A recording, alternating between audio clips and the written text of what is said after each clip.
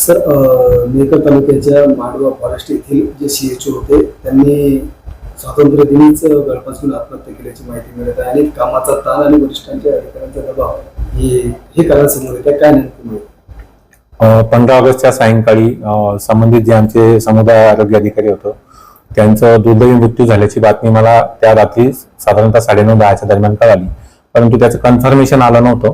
परंतु दुसऱ्या दिवशी मला जेव्हा ते कळालं तर ते कन्फर्मेशन भेटलं की अशा अशा प्रकारे आमच्या सीएचओंचा तिथं मृत्यू झालेला आहे.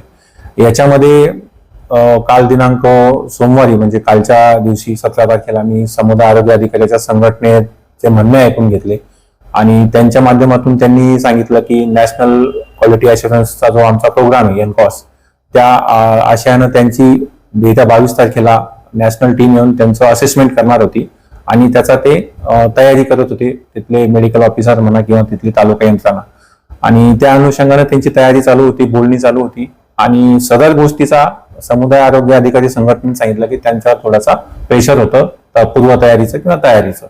एवढं कळाल्यानंतर एवढीच माहिती मला कळाली. कालच्या त्यांचं निवेदन प्राप्त झालं मला की याच्यात तो एनकॉस अंतर्गत प्रचंड दबाव आहे समुदाय आरोग्य संघटनेवर.